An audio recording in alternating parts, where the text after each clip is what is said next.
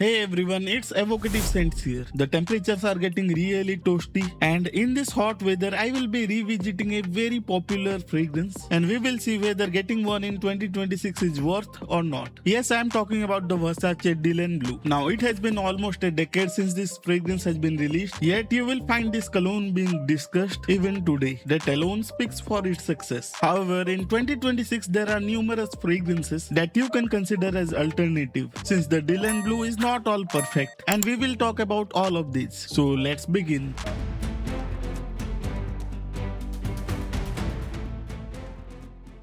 Since this is such an old fragrance, I am not going to talk about the packaging, as you will find numerous videos of that. Instead, I will be jumping straight to the smell section. Now, most people choose their fragrances based upon just the opening. While I agree that the opening is a vital part of the fragrance, it is certainly not the only factor you should consider. The opening of Versace Dylan Blue is very beautiful. It's fruity, it's citrusy, with just a little bit of black pepper in it. Not very spicy in terms of smell, but just keeps things interesting for sure. The fruity citrusy aspect of the grapefruit draws people attention towards this fragrance, and most people make their choices just right there. Now, if you're looking for a no-brainer, easygoing, sour gel kind of everyday fragrance, that too from a designer brand, then no doubt you can certainly go for the Versace Dylan Blue. But if you're looking for a fragrance that will blow your socks off, then I am afraid this is not the right fragrance for you. The opening is good, but it is similar to many designer fragrances. It is nothing out of ordinary. The grapefruit and the bergamot is not done in a photorealistic manner, but it is done in a very standard way. And the peppery nuance reminds me of the Dior Sauvage, just not very strong, but it is certainly not as prominent as the Dior.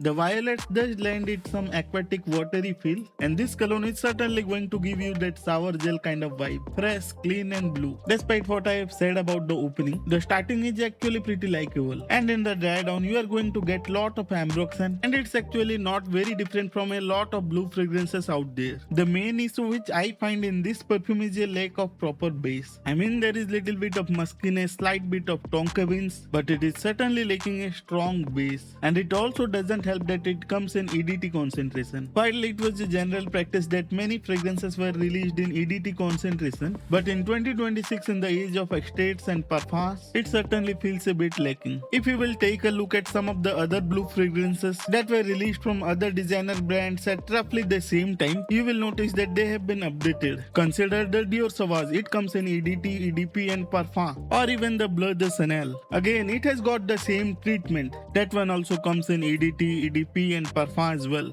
Now, I am not comparing the Versace Dylan Blue with those fragrances. They are of higher quality and lot more expensive as well. And if you decide to go with Dylan Blue at discounters or even testers, you will find this one at significantly cheaper price. But I will say this is due for a refresh. I would love to see a heavier base, maybe a little bit of sandalwood, slightly juicy and brighter opening, while still retaining the core aspect of this fragrance, and maybe a little bit of polish as well.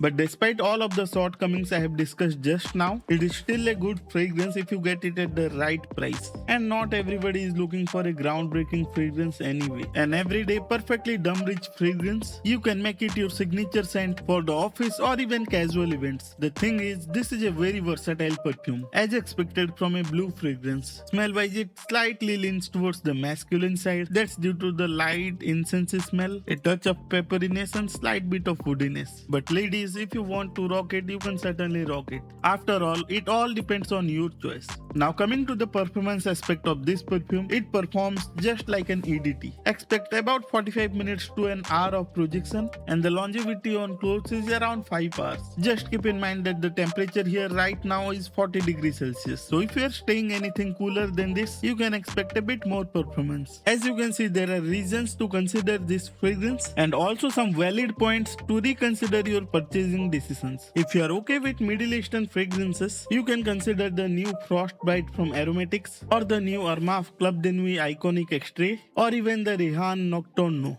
But in the designer realm, well, the options are a bit limited, to be honest, especially when you are in very tight budget. So if you are using or considering the Versace Dylan Blue, I would love to know what are your thoughts on this one. By the way, if you are watching my video for the first time, please do consider subscribing to the channel and also hit the notification bell so that you don't miss out on my new videos. If you like this video, please hit that like button, and if you have any feedback for this or any of my previous video, feel free to do so. And that's it for today's video. I will meet you all in my next video. Till then, stay safe and as always, stay honest.